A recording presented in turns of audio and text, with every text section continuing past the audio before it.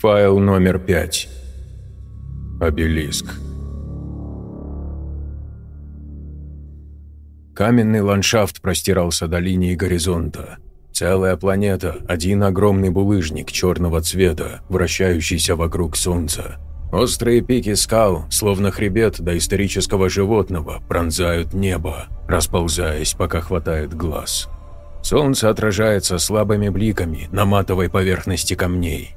Они разбросаны повсюду, огромные и мелкие, сваленные словно в кучи, и хаотично разбросанные мощными ветрами, главенствующими на планете. Но среди упорядоченного хаоса выделяются монолиты, плиты абсолютно ровной геометрической формы, словно созданные разумными существами. Глядя на плиту сквозь защитное стекло скафандра, группа ученых некоторое время словно находится под воздействием гипноза. Увидеть нечто подобное, столь монументальное, невозможно больше нигде во Вселенной. Они это знают, и оттого находка становится еще более ценной. Каменный обелиск произрастает из земли. Это видно потому, как нижняя часть плавно переходит в пласт. Ученые видят на его поверхности свои отражения, словно в черном глянцевом зеркале. «Мы нашли еще один», – произносит женский голос. «Сообщите на Землю о находке». Группа ученых направляется в сторону космического шаттла с целью разбить исследовательский лагерь. На гладкой поверхности обелиска остаются отпечатки их изображений. Но вскоре поверхность приходит в движение. Глянец покрывается рябью, напоминающей волны. Они расходятся в стороны от центра. На поверхности обелиска появляется движение. Став подвижным, монолит вздыбливается. На мгновение пропечатываются очертания существа, делающего попытки прорвать глинцевидность каменной поверхности. Женщина оборачивается в сторону монолита, но тот абсолютно ровный и гладкий. Только лишь ее собственное изображение отпечатывается на матовой поверхности, словно оттиск на могильной плите. Литвинова Анна, геодезист и главный научный сотрудник из компании «Меридиан», сидела в изолированной комнате, одетая в комбинезон с логотипом компании на груди. Взгляд женщины устремлен вперед и выглядит потерянным. Марков несколько минут изучал ее через непроницаемое стекло, ожидая, когда ему пришлют всю необходимую информацию по делу. Единственное, о чем ему успели сообщить, Литвинова осталась жива после инцидента на одной из планет, изучаемых корпорацией. Дело и вправду требует вмешательства эмиссара. Поинтересовался Марков, глядя на то, как Литвинова нервно перебирает пальцами. «Все ее коллеги были убиты», – оповестил Зверев Константин. Он стоял рядом с Марковым, разглядывая Литвинову. «Я бы не стал даже пытаться допросить ее, но на этом настояло большинство акционеров компании. Они считают, что Анна замешана в срыве геодезических исследований. Хотят знать, для чего это было сделано. По их мнению, она что-то могла сделать со своими коллегами только ради того, чтобы сорвать исследования». Маркову это предположение показалось более чем абсурдным. «Это не их мнение», – ответил Зверев. О произошедшем Литвинова сообщила сама. Какое-то время несла полную чушь в эфире. А затем, когда ее доставили на Землю, сказала, что людям нельзя возвращаться на каменную планету. «Каменная планета?» Марков еще никогда не слышал о подобном космическом объекте. Что это за название такое? Самое обычное название, которое дают планетам, еще не вошедшим в общий реестр корпораций. Ребята в костюмах любят присваивать номера. А вот колонисты и ученые больше предпочитают поэтические названия. А вот и остальные сведения. Константин Зверев мысленно переслал всю необходимую информацию на жесткий диск Маркова. Виктор тут же узнал, что Анна работает на своей должности уже 7 лет. У нее нет мужа и детей. В свои 32 года она полностью увлечена работой. Компания «Меридиан» рекомендует ее как лучшего специалиста. Именно поэтому ее стали отправлять в дальний космос на разработку новых планет. В задачу Анны входил анализ новых территорий и выявление полезных минералов в почве. От ее решения зависело, будут ли корпорации отправлять корабль, груженный тяжелой промышленной техникой. «Можешь начинать», – проговорил Зверев, указав железной рукой в сторону Анны. Марков обошел заграждение и, открыв дверь, оказался в одной комнате с Литвиновой. Женщина тут же подняла на него взгляд. В ее глазах читался страх, но не перед эмиссаром и даже не перед тем обвинением, которое против нее пыталась выдвинуть корпорация. Она боялась совершенно другого. «Добрый день, Анна», – произнес Марков, садясь на стул. Его голос спокойный, почти непринужденный. Женщина кивнула в ответ.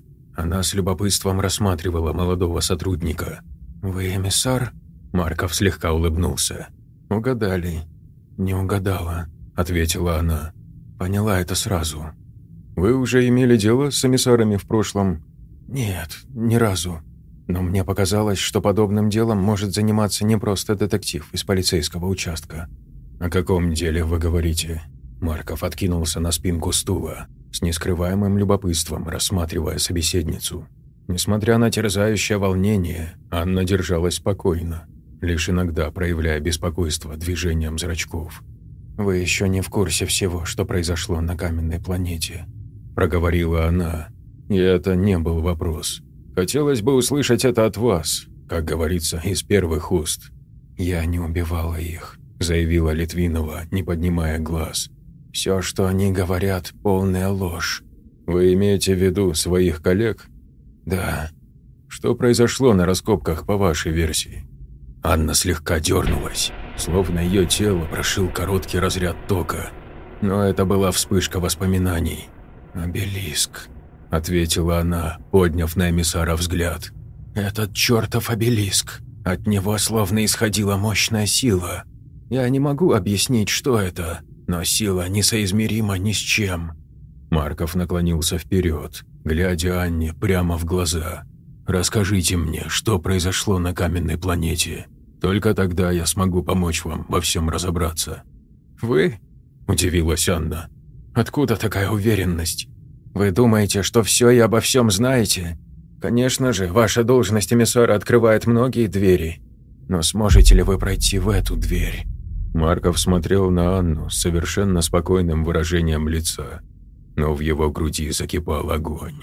Ее взгляд и поведение словно бросали вызов. «Я постараюсь», – ответил Виктор. «Но дайте мне хотя бы малейшую подсказку, с чем придется столкнуться на каменной планете». Анна наклонилась вперед, глядя собеседнику в глаза. Казалось, ее совершенно не увлекает их фиолетовый цвет. «Не нужно этого делать. Я не просто советую, а настоятельно рекомендую вам не делать этого». «Вы же понимаете, что после того, как 3 ваших коллег оказались мертвы, я не могу отступить?» «Тогда готовьтесь, эмиссар. Готовьтесь к самому худшему. Этот обелиск знает все. Он видит не только вашу жизнь. Он словно знает каждого, кто посмотрит в его отражение». «И что же вы увидели в нем?» Марков, подражая Литвиновой, наклонился вперед. «Свет. Свет из других миров». Марков почти был уверен в том, что Анна Литвинова тронулась умом после того, как совершила тройное убийство. Именно так написано в ее деле. И, по всей видимости, поместят Анну не в тюрьму, а в сумасшедший дом, под замок, до конца жизни. Накачают препаратами, выжмут из памяти все сведения, которые перенесут на жесткий диск. Изучат и по мере возможности пропишут лечение. «Звонок из департамента», – оповестил ИИ. «Соединяй». Голос Константина Зверева говорил быстро, словно пытался как можно скорее известить Маркова о принятом решении по делу Литвиновой. «Эмиссар Марков, вы летите на каменную планету. Шаттл отправляется через 3 часа. Вас доставят на место спецрейсом. Мы расшифровали воспоминания Литвиновой, но из-за серьезной проблемы с психикой нет возможности узнать с определенной точностью, что именно произошло». «Насколько все серьезно?» В ее воспоминаниях присутствуют моменты, которые никак не могут вязаться с реальностью. «Я могу видеть ее воспоминания?» Марков прошел в зал, сел в кресло напротив проекционного экрана. «Учтите», – предупредил Зверев. «Это воспоминания больного человека, хотя среди них должны быть и зачатки реальности. Ваша задача – найти их и сопоставить хронологию событий». Через несколько секунд после окончания разговора пришла запись, сделанная с памяти Литвиновой.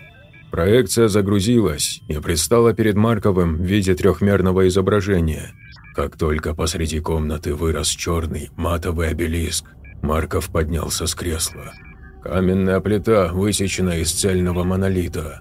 Она стояла идеально ровно, придерживаемая по краям каменными наростами, служащими опорой. Ее матовая поверхность словно поглощала в себе любые источники света. Марков обошел проекцию, остановив запись воспоминаний. Его рука машинально скользнула по затылку, нащупывая рельеф тату. «Что-то не так?» Голос Черновой Киры заставил Маркова вздрогнуть от неожиданности. «Ого, тебя это так взволновало? Мне кажется, участилось даже сердцебиение». Виктор остановился напротив лицевой стороны обелиска. «Мне кажется, данное строение мне знакомо. Я не могу понять, откуда», – признался он Кире. «Дежавю?» «Нет, сильнее, на уровне воспоминаний. Может, досмотрим до конца?» Запись продолжилась, и теперь на поверхности обелиска стали происходить изменения. Вначале появились оттиски людей. Это были участники экспедиции. На них скафандры с логотипом исследовательского бюро.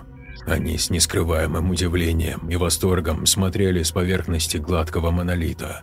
«Обелиск запомнил тех, кто нашел его», – констатировал Марков, словно он имеет способность записывать происходящее рядом с ним. «Не забывай, мы имеем дело с воспаленным сознанием человека, совершившего тройное убийство», – напомнил голос Киры. «Не слишком сильно доверяй всему, что предстоит увидеть». Теперь проекция сменилась на палаточный лагерь. Обелиск находился на заднем фоне, а на переднем – участники экспедиции. Они вели замеры почвы, когда что-то привлекло их внимание. Виктор видел происходящее глазами Литвиновой. Она заметила на поверхности обелиска изменения. «Не ходи туда!» – выкрикнула Анна своему коллеге, но тот не подумал слушать ее. Он шагнул в сторону каменной глыбы, поверхность которой теперь потеряла матовость. Она стала глянцевой, смоленистой и, кажется, жидкой. Смельчак приближался к обелиску, поглядывая на своих коллег. А когда он был уже совсем близко, волны и колебания прекратились. Обелиск вновь стал матовым и теперь отпечатывал на своей поверхности того, кто приблизился к нему. Мужчина отшатнулся. На поверхности обелиска он увидел самого себя, лежащим на камнях с разбитым шлемом скафандра. Над его телом Литвинова, сжимавшая в руках инструмент для работы в жесткой почве.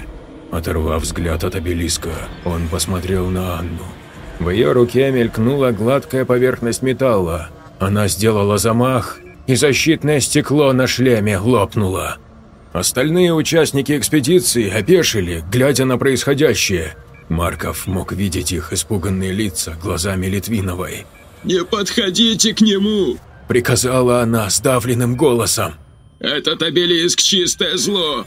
Затем картинка сменилась, словно память Анны стерла целый отрывок происходящего. Когда человек находится под воздействием сильного стресса, он может лишиться части своей памяти, пояснила Кира. Я думаю, многим такое знакомо. Нет, возразил Марков, это не просто провал в памяти. Проекция вновь показывала обелиск. Его поверхность расплывалась в стороны волнами, черными и густыми. Камни, подпирающие плиту, словно вибрировали. Литвинова смотрела на свое искаженное отражение. Ее взгляд затравлен, но не испуган. Опустив взгляд, Анна рассматривала свои руки, затем повернулась в сторону палатки. Трупы ее коллег лежали у самого входа. «Стоп!» – приказал Виктор, и проекция замерла. «Отмотай на минуту назад». Вновь перед ним обелиск с гуляющими по поверхности волнами. «Вот здесь!» Марков приблизился вплотную к обелиску, но рассматривал он не волны, а каменные подпорки, удерживавшие плиту. На них, словно высеченные, виднелись символы. «Что это?» – спросил Виктор, обращаясь к Черновой. «Похоже на руны», – ответил голос Киры. «Возможно, письмена». «Значит, кто-то уже взаимодействовал с обелиском до нас». «Это весьма интересно», – подтвердила Кира. «Может быть, представители иных цивилизаций?» «Выясним это», – ответил Виктор, сделав несколько снимков рунических изображений. «В этот раз вы полетите не один», – проинформировал Константин Зверев. «Это распоряжение правления корпорации. Мы заинтересованы находкой и хотим, чтобы эксперты изучили обелиск как можно скорее». «Возможно, он влияет на подсознание людей», – напомнил Марков. «Вспомните, что произошло с Литвиновой». Виктор сидел в кресле корпоративного шаттла, ожидая старта. До каменной планеты лететь 12 земных дней, поэтому он планировал часть времени провести за изучением полученного материала. «На этот счет не беспокойтесь», – уверил Зверев. «Люди подготовленные и знают, что делать». «Кто они?» – поинтересовался Марков, без особой надежды получить ответ. «Представители Департамента иных цивилизаций». Брови Маркова взлетели вверх. «Вы считаете, что это происки иных?» «Это вам предстоит выяснить. Счастливого пути, эмиссар Марков». Связь прервалась, и в каюту вошли двое мужчин. Одеты они в комбинезоны, на лицах отпечаток серьезности и полной отдачи собственному делу. «Эмиссар Марков?» – спросил первый. Он был высок и с наголо бритой головой. «Виктор Марков», – в ответ крепкое рукопожатие. «Я профессор Артемий Рябов, а это мой коллега, профессор Марат Гурьев». Марков обвел представителя департамента взглядом. «Почему они врут?» – мысленно обратился Виктор к Черновой. «Они так всегда делают», – произнес голос Киры.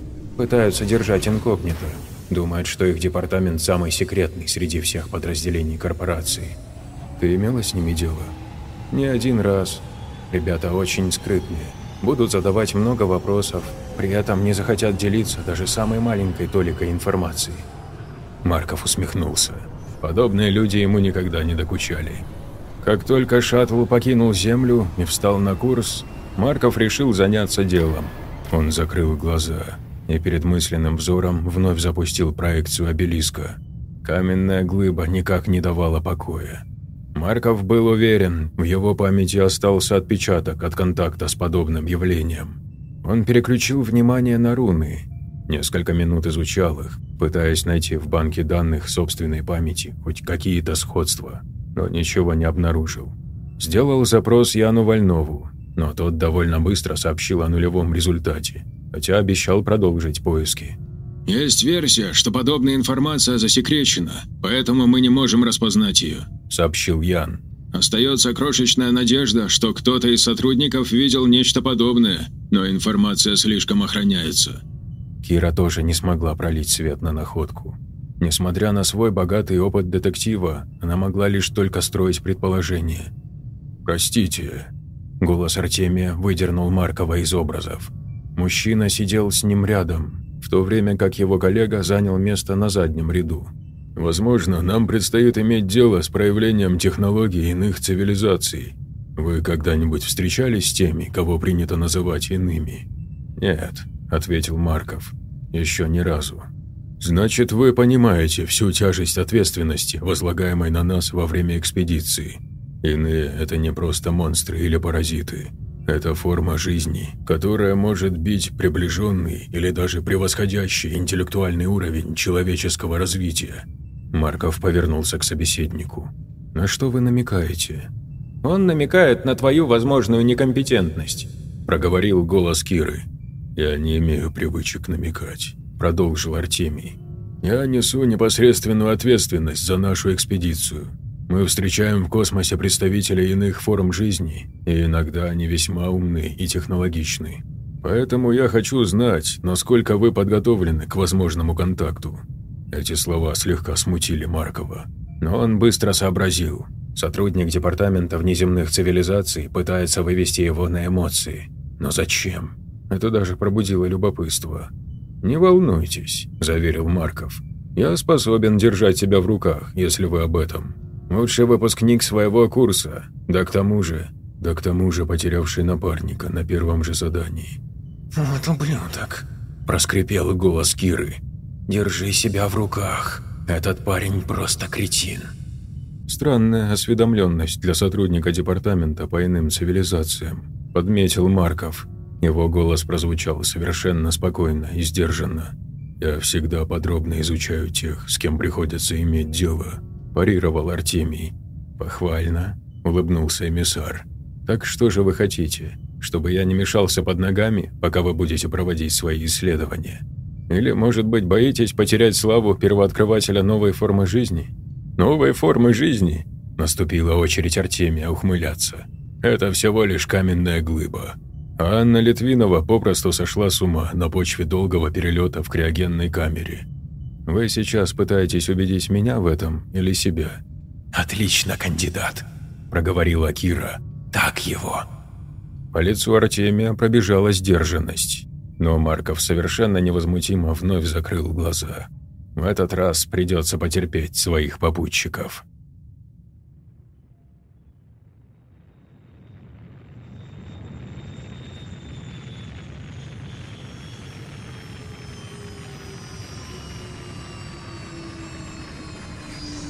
Шаттл приземлился на каменную планету. Кислород, пригодный для дыхания, здесь отсутствовал. Пришлось надеть скафандры. Марков вступил на каменную черную поверхность первым. Яркое утреннее солнце отбрасывало блики на бесконечных скалах и плитах. Невероятное сочетание оранжевого цвета и черной поверхности притягивали взгляд. Казались почти невероятными. Камни самых невообразимых форм и размеров были повсюду. Огромные, порой исполинских размеров булыжники виднелись на горизонте. Они отбрасывали могучие тени на целые долины. Марков подметил, что среди камней слишком много идеально ровных линий. Палатка-лаборатория привлекала внимание оранжевым окрасом. Обелиск находился неподалеку. Он идеально ровной плитой стоял на каменном выступе, словно маяк. Марков решил осмотреть первым делом место преступления. Представители департамента внеземных цивилизаций тут же направились в сторону обелиска. Заглянув в палатку, Виктор обнаружил беспорядок. На поведение ученых это не было похоже. Часть оборудования и вовсе оказалась сломанным. Подача кислорода в палатку оставалась исправной, поэтому Марков снял шлем скафандра. На полу он обнаружил капли крови, слегка затертые, словно наспех. «Литвинова рассказала нам не все», – подметил Марков. «Слишком большие провалы в памяти», – добавила Чернова. «Никогда не встречала людей, так быстро лишившихся целых отрезков воспоминаний». Да к тому же столь необходимых отрезков. Марков выпрямился. Пора было пойти посмотреть находку. Надев шлем, он вышел на улицу. Артемий с напарником расхаживали вокруг обелиска. Какое-то время Виктор наблюдал за их работой со стороны. Мужчины делали снимки, записи, но даже не приближались к находке, держались в стороне. Вскоре они пригнали погрузочный модуль, вынули из него алюминиевые трубки и начали конструировать сооружение, позволявшее закрыть обелиск. Делали это быстро и слаженно. Марков приблизился к монолиту, вглядываясь в его глянцевую поверхность. Она, словно зеркало, отражала в своей черноте пейзаж каменной планеты. Виктор видел себя и Артемия, заканчивающего возводить защитный экран. Видел палатки на заднем фоне и даже шаттл, стоявший вдалеке. А затем заметил еще один образ. Это была Анна Литвинова. Она вышла из палатки лаборатории, посмотрела в сторону обелиска, затем опустилась на колени, завалившись на бок. Вслед за ней вышел еще один человек. Он был в кислородной маске и комбинезоне серого цвета с полосками на рукавах. Вокруг талии железный пояс, на котором крепился трос. В темных оттенках это выглядело как старое кино. Незнакомец подхватил потерявшую сознание Литвинову и поволок обратно в палатку. «Не рекомендую долго смотреть на обелиск», – прозвучал голос Артемия. «Это неизученное явление. К тому же все мы знаем, к чему привело некомпетентное отношение к изучению данного объекта». «Может быть, все не так категорично, как кажется», – ответил Марков, чем вызвал недоброжелательный взгляд в свою сторону. «Комиссар Марков, прошу вас, займитесь своим делом. Вы присланы сюда узнать, что произошло с Литвиновой и почему она убила своих коллег. Оставьте этот кусок камня нам, иначе я буду вынужден». Марков резко повернулся в сторону собеседника, и тот на мгновение осекся. «Продолжайте», – предложил Виктор. «Иначе будет что?» «Эту планету закроют для любого посещения, если окажется, что в обелиске есть хоть малейший зачаток разума. Поэтому у вас есть всего несколько часов для расследования». С этими словами Артемий вернулся к своей работе. Марков вновь посмотрел на обелиск. Оттиск на его поверхности изменился. Теперь обелиск казался гравюрой с отображающимся ландшафтом. Вернувшись в шаттл, Марков продолжил свои наблюдения. Он следил за тем, как вырастает защитное сооружение вокруг обелиска. Артемий с напарником работали быстро и слаженно. «У меня у одной сложилось впечатление, будто они не хотят подпускать тебя к находке», – поинтересовалась Кира. «Я что-то видел в отражении», – ответил задумчиво Марков. Словно обелиск пытается говорить. «Артемий прав. Не стоит доверять тому, что показывает этот камень». «У меня на этот счет другое мнение». Виктор повернулся в сторону монитора, запустив проекцию записи, взятой в лаборатории палатки. «За всю свою работу я никогда не встречал иных или монстров, способных на ложь». «Хочешь сказать, что это привилегия человека?» «Не просто привилегия, а навык, которым люди пользуются исключительно в собственных меркантильных целях». На проекции появилось изображение лаборатории еще до того, как произошло убийство ученых. Монстры и представители других миров могли пойти на хитрость, когда мы загоняли их в ловушки. А в чем отличие лжи от хитрости? Отличие в отношении к своему оппоненту. Марков указал на проекцию. На быстрой перемотке видно, как ученые заняты делом, изучая добытые на планете минералы. Затем последовал конфликт, в ходе которого Литвинова нанесла первый удар одному из сотрудников. Но Марков не стал смотреть запись дальше. Он остановил ее и, отмотав немного назад, указал на проекцию стола. «Тот, кто считает своего врага дураком, обречен совершать ошибки». Марков увеличил фрагмент. На столе виднелась тень еще одного участника событий. Виктор запустил запись, и уже в следующее мгновение тень исчезла. «Монтаж», – проговорила Кира, при этом сделанный наспех. Марков отключил проекцию. Смотреть отредактированную запись не имеет смысла. Те, кто вывозили тела погибших с каменной планеты, позаботились об уликах. Нас прислали сюда не для расследования, а чтобы мы подтвердили нужную для корпорации версию. Рябов и Гурьев полностью оградили обелиск защитной ширмой. Действующая строго по инструкции корпорации, представители агентства опечатали свое сооружение, предупредив Маркова о невозможности больше взглянуть на обелиск. «Я считаю, что любой контакт без специального научного контроля невозможен», – пояснил Артемий. Марков в палатке лаборатории изучил ее содержимое, но оказалось, что и записи, оставленные учеными, хорошенько подчищены. В итоге он остался без единой зацепки, а отчет составлять нужно. Литвинова находилась в заключении, ожидая результатов эмиссара Маркова. Если в действительности она не виновата по причине влияния обелиска, то прямые доказательства этой версии у Виктора отсутствовали, а точнее их уничтожили. «Но зачем кому-то подставлять Литвинову?» – строило предположение Чернова. Марков удалился примерно на милю от лагеря, стоя на краю огромного каменного каньона. Проекция Черновой рядом с ним наблюдала за плывущими по небу густыми облаками. Их главная цель – не подставить Литвинову, а скрыть находку. «Ценой жизни нескольких ученых. Черт, это так похоже на почерк корпорации». «Ты работала на эту систему дольше, чем я», – напомнил Марков, «и должна лучше меня понимать, для чего это делается. По всей видимости, они нашли действительно что-то важное, то, что нельзя придавать огласке. Даже мое присутствие может стать опасным. В одном я уверен точно. Наши коллеги не имеют никакого отношения к департаменту по иным цивилизациям. Это непосредственные агенты корпорации».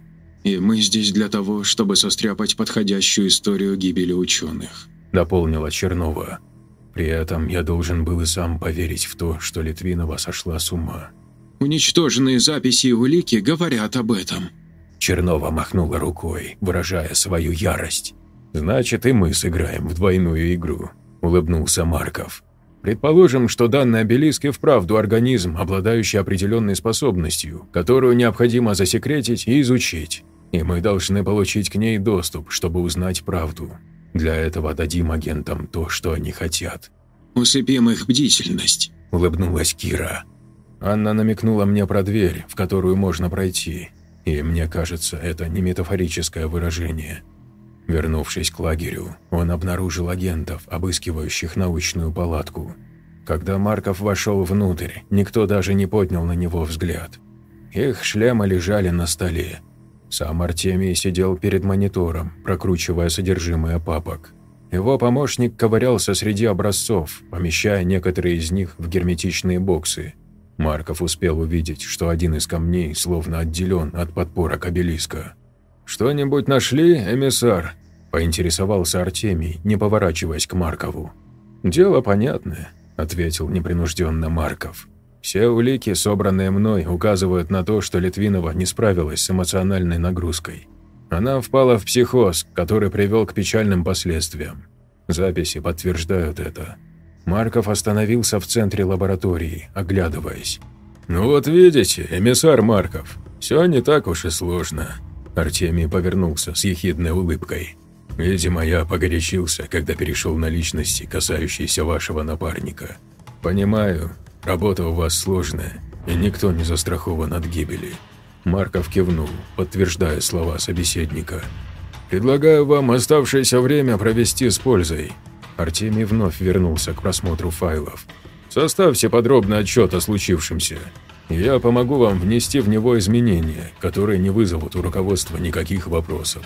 Артемий прокрутил папки, остановившись на пометке «Видео». «Мы ведь с вами одна команда, поэтому должны помогать друг другу. Не правда ли, эмиссар?» В ответ тишина. Артемий развернулся, но Маркова уже не было в палатке. «Смотрите!» – проговорил Марат Гурьев, указывая на монитор. Марков уверенно шел в сторону обелиска, сжимая в руках шлемы. «Вот ублюдок!» – взорвался Артемий, подскочив со своего места. «Какого черта? О нет, только не это!» Марков на мониторе демонстративно откинул шлемы в сторону и, сломав печать, зашел за ограждение, окружавшее обелиск. «Я доложу об этом самому Константину Звереву! Срочно свяжитесь с землей!» «Связи из палатки нет», – ответил Гурьев. «Он испортил ее. Чтобы сообщить о случившемся, нужно добраться до шаттла». Артемий потряс кулаками, с ненавистью глядя на то, как Марков скрылся за ширмой. За ширмой царил легкий сумрак. Из-за отсутствия солнечного света обелиск казался еще более черным. Марков окинул каменное изваяние взглядом. На глянцевой поверхности ничего не отражалось, словно она поглощала любой источник света. Непроглядная смоленистая темнота. Но при этом визуально поверхность не выглядела жесткой. Опустившись рядом с каменными подпорками на корточки, Марков принялся рассматривать руны. Затем он обошел обелиск. Здесь поверхность была черной и представляла собой самый обычный камень, из которого создана вся эта планета. «Эмиссар Марков, предупреждаю вас, вы совершаете должностное преступление!» – прокричал голос Артемия в наушниках. «Мой долг остановить вас!» «Тогда исполни его», – ответил Марков, возвращаясь к лицевой части обелиска. «Даю вам последний шанс. Если вы вернетесь, обещаю, что не буду сообщать ничего Совету корпорации». «А это уже нарушение ваших должностных обязанностей», – парировал Марков. «Вы ведь агенты корпорации и не имеете никакого отношения к департаменту по иным цивилизациям». «Марков», – прорычал Артемий, – «последний раз говорю тебе, не лезь не в свое дело. Ты должен выполнять свою работу». «Я этим и занимаюсь», – ответил Марков, протянув руку к поверхности обелиска. Черный глянец тут же пришел в движение.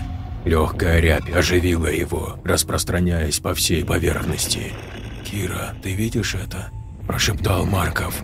«Да, он живой. По всей видимости, живой», – ответил голос Черновой.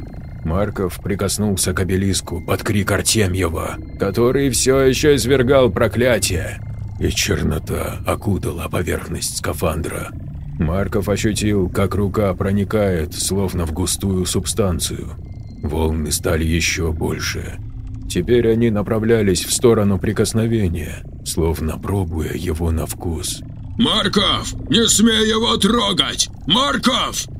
«Рискнем?» – проговорил Виктор. «Да», – ответил голос Киры. и Марков шагнул в обелиск. «Почему именно он?» Волков смотрел через стекло, разделяющее комнату на две части. Его взгляд тяжелый, полный мыслей, но не сомнений. Железная рука постоянно сжимает и разжимает пальцы, словно ее хозяин делал упражнение, но на самом деле так проявлялось волнение. От решения, которое он должен принять, зависело почти все, начиная от имиджа корпорации и заканчивая собственной безопасностью. Нет ничего страшнее, чем спящий агент, вышедший из-под контроля. И нет ничего лучше, чем контролируемое оружие. Мужчину в белом халате зовут Алексей Миронов. Он не сводит взгляд с молодого мужчины за стеклом. Тот сидит на полу, прислонившись спиной к стене. Его руки лежат на поднятых коленях, голова слегка наклонена вперед. Переведя взгляд на Волкова, Миронов словно пытается повторить свой вопрос. Почему именно подопытный 16В должен быть удостоен чести выйти за пределы лаборатории и стать новым оружием в руках корпорации? «Есть причины», – ответил Волков. «Это единственный из образцов, которым мы еще можем рискнуть». Словно придавая своим словам значимость, Волков протянул железную руку вперед и с силой сжал кулак. Несколько пластин на киберпротезе пришли в движение. Их контуры окрасились красным свечением. Миронов потер шею в знак легкой нервозности. Как бы ни случилось чего плохого. «Вы чего-то боитесь?» – поинтересовался Волков, не сводя взгляда с подопытного. «Поделитесь тогда со мной своими переживаниями. Даю слово, я развею их по одному щелчку». Волков щелкает металлическими пальцами. По комнате раздается характерный звонкий звук. «Слишком много времени потрачено на создание идеального агента», – ответил Миронов. «Если обелиск изменит его, как это было в прошлый раз, мне придется начать все заново». «Не волнуйтесь», – усмехнулся Волков, похлопав руководителя станции «Флора» по плечу. «В этот раз мы учли все прошлые ошибки. Начнем». Обелиск стоял в центре огромной комнаты с обшитыми железом стенами. Он возвышался на 5 метров сплошным монолитом. Десятки прожекторов освещали его со всех сторон. Вокруг 5 солдат с оружием и горстка ученых в белых халатах, постоянно ведущих диалог с наблюдателями за бронированным стеклом. Среди наблюдателей руководитель проекта «Волков». Перед ним мониторы, передающие все возможные показатели. В помещение с обелиском ввели мужчину, одетого в серый комбинезон с синими полосками на рукавах. На плече номер 16В. Вид у него слегка встревоженный. Он озирается по сторонам, находит взглядом стекло смотровой и видит людей. «Подавление страха – это основная наша цель», – поясняет Волков, обращаясь к Алексею Миронову. «Только так мы сможем создать идеального солдата на службе корпорации. Новый эмиссар, лишенный сомнений, способный шагнуть даже в пекло ради выполнения возлагаемой на него миссии. Этот обелиск сочтите за экзамен». Миронов вновь нервно потер шею, но в этот раз спорить не стал. Все же заказчик эксперимента корпорация. Совет директоров, который возглавлял Волков. Мужчину с номером 16В подвели к обелиску. Поверхность монолита тут же стала глянцево-черной, с легкой рябью, словно поверхность озера, залитого мазутом. На него надели легкий скафандр с широким железным поясом. На задней части пояса прикреплен металлический трос, другой конец которого крепился к закрепленной на полу механической катушке. На данный момент она ослаблена, поэтому трос шаркал по полу.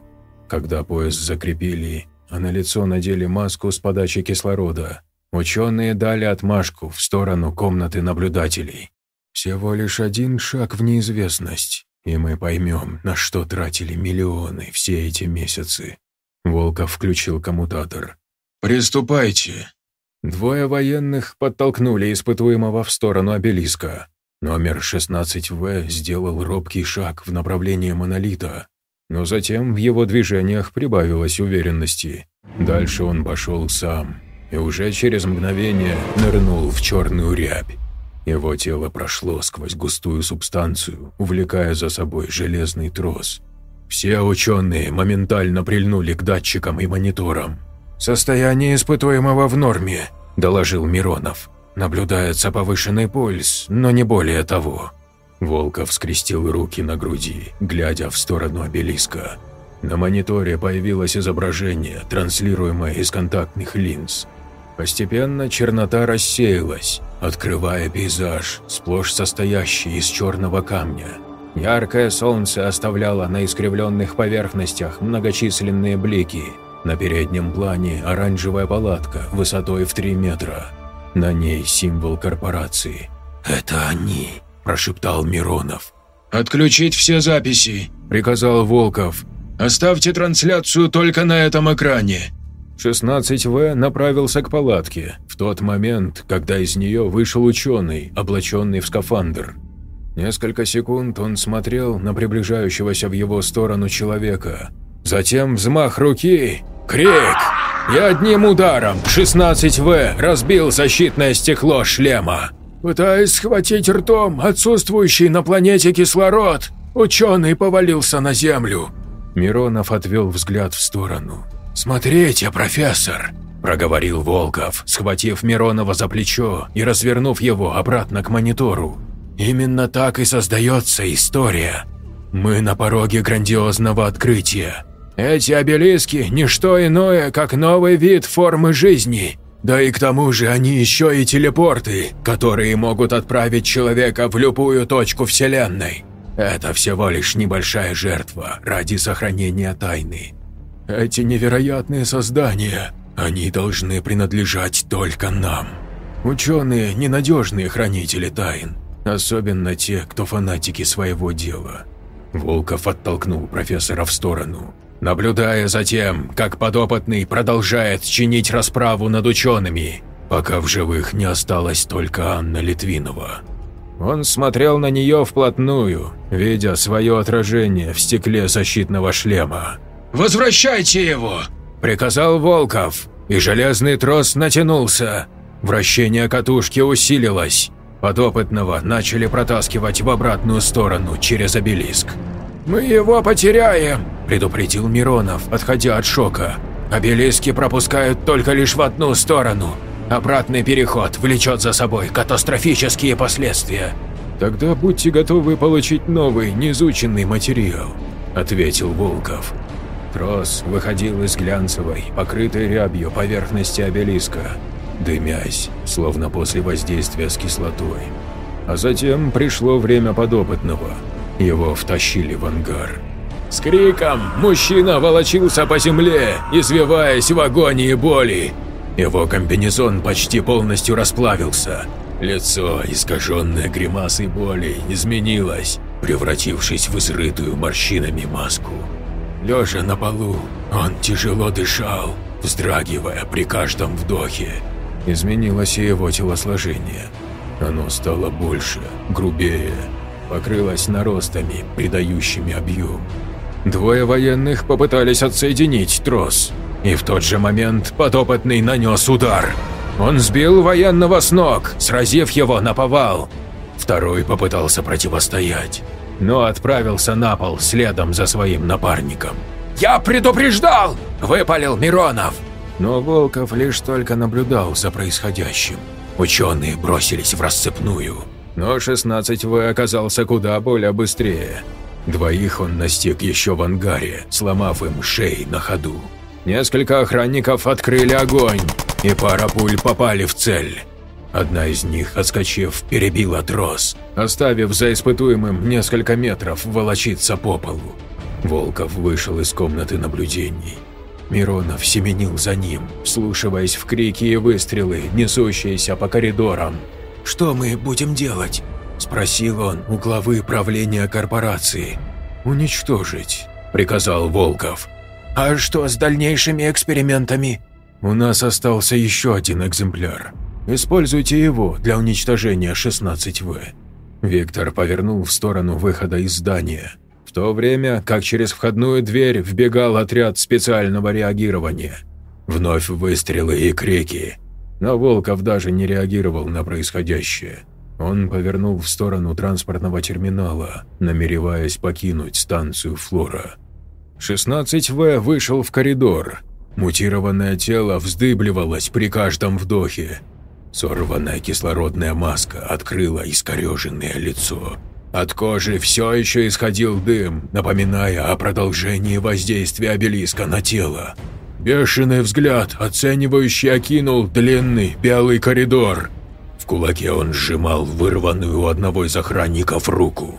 Превратившись из человека в существо, из подопытного в зверя, он смотрел красными воспаленными глазами в сторону виновника всех его мучений. Миронов содрогнулся только от одной мысли, что это может быть конец, когда за его спиной появились представители охраны. «Уничтожьте его!» – приказал Миронов. 16В прыгнул в сторону нападавших, одним махом преодолев расстояние в несколько метров. Его силы оказалось достаточно, чтобы с легкостью противостоять вооруженному отряду. Солдаты разлетались в стороны. Их тела ломались о стены. Миронов бросился по коридору, огибая растерзанные трупы своих коллег и охранников.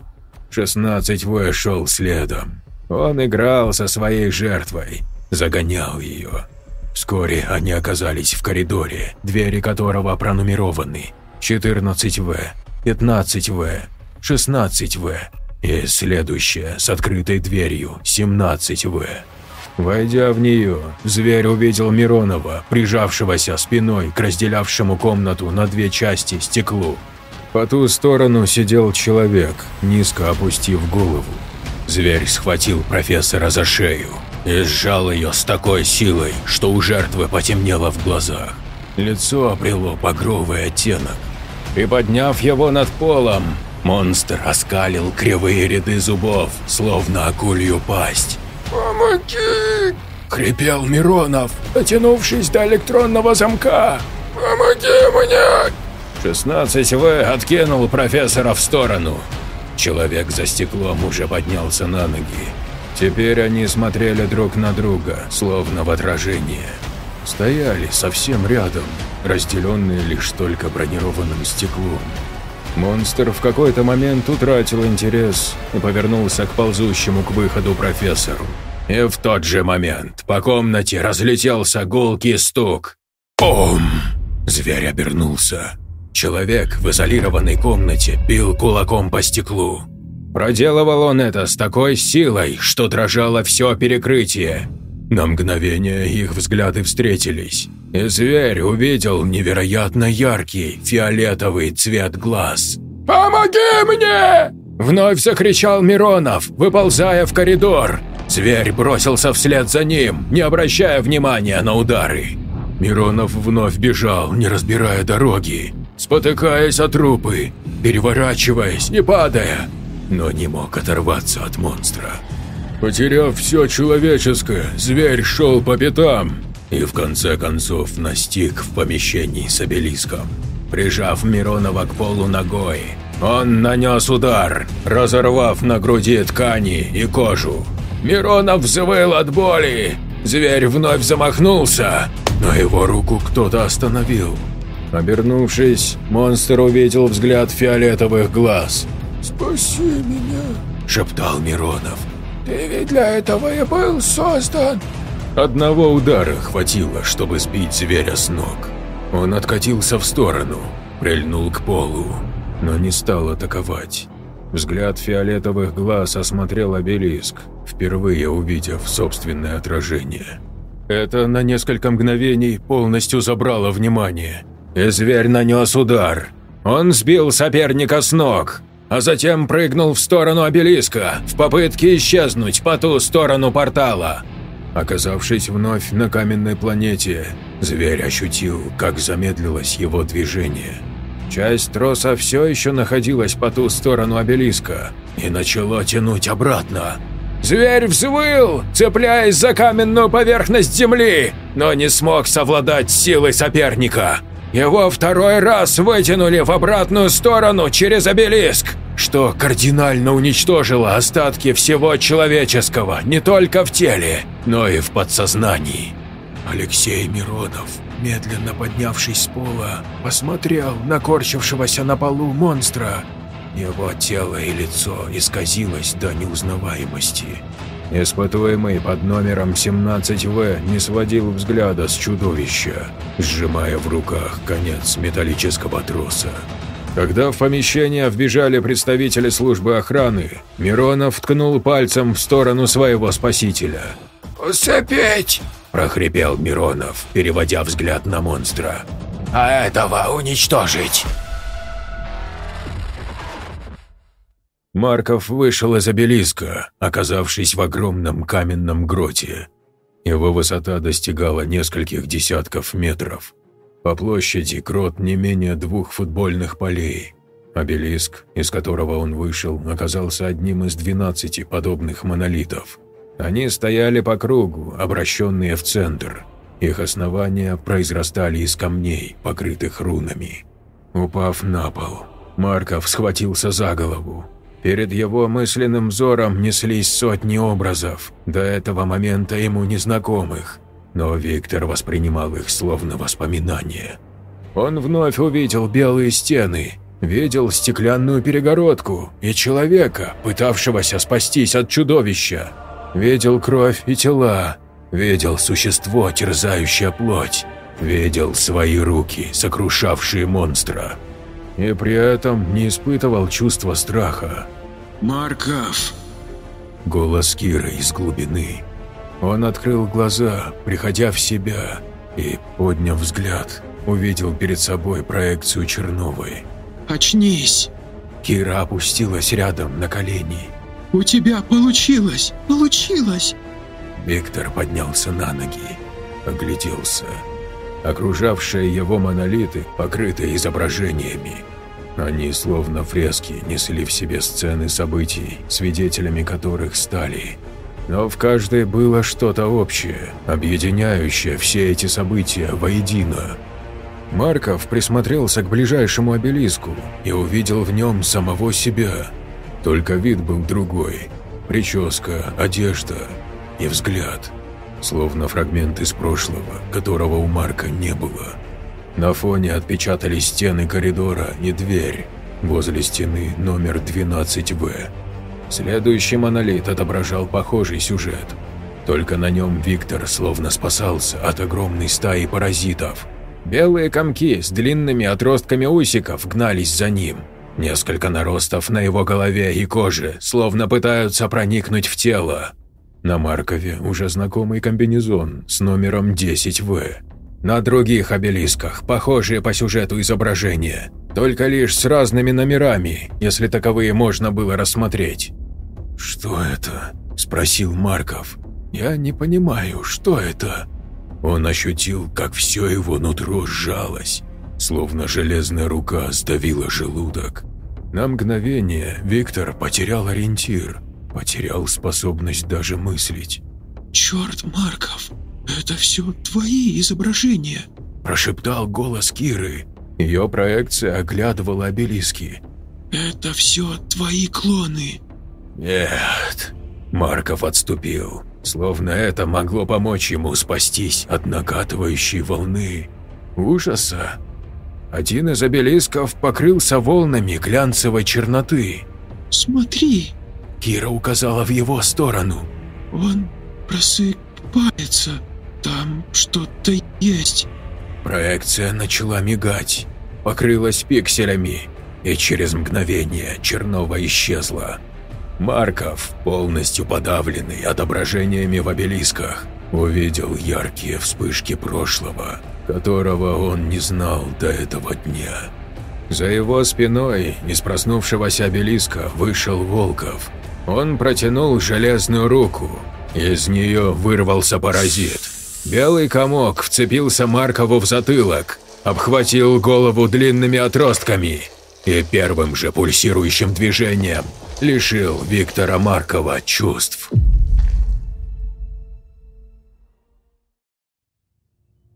Открыв глаза, он обнаружил себя на шаттле. Вокруг помещения медицинского модуля. Судя по монотонному звуку двигателей, они находились в полете. В голове стоял туман. Обрывки воспоминаний с каменной планеты чередовались с яркими вспышками белых коридоров. Он вновь погружался в свои видения, но в этот раз все произошло куда более неординарно. «Кира», – прошептал Марков, пытаясь подняться. «Ты здесь?» «Доброе утро, эмиссар Марков», – произнес голос ИИ шаттла.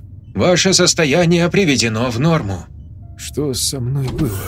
«Вы попали под влияние обелиска», – произнес голос Артемия. Мужчина в этот момент входил в медицинский модуль. «Признаюсь, это очень серьезное испытание, которое вы перенесли». «Я ничего не помню», – ответил Марков, сев на край койки. «Неудивительно. Такого сильного влияния на подсознание мало кто выдерживает. Нам пришлось в срочном порядке эвакуировать вас с планеты. Иначе вы могли повторить судьбу Анны Литвиновой». Марков поморгал, приходя в себя. Он ничего не помнил. Но голос Артемия звучал уверенно, и слова его вязались с тем, что происходило.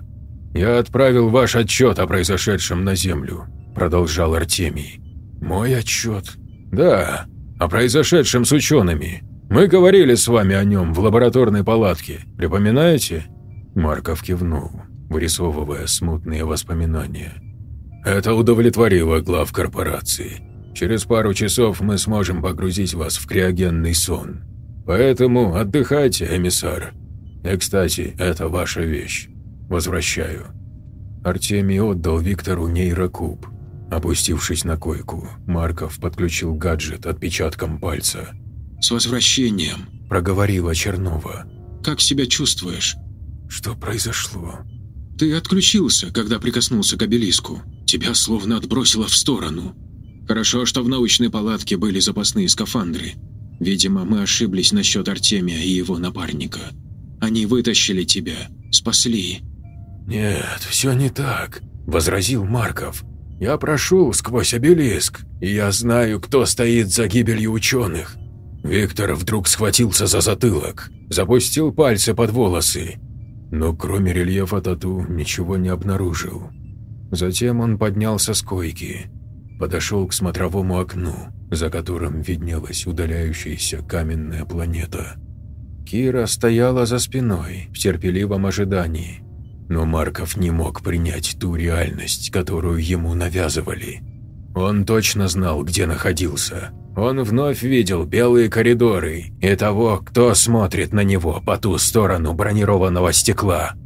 Анна Литвинова оказалась жертвой, а сам Марков – инструментом, которым так ловко владеет корпорация.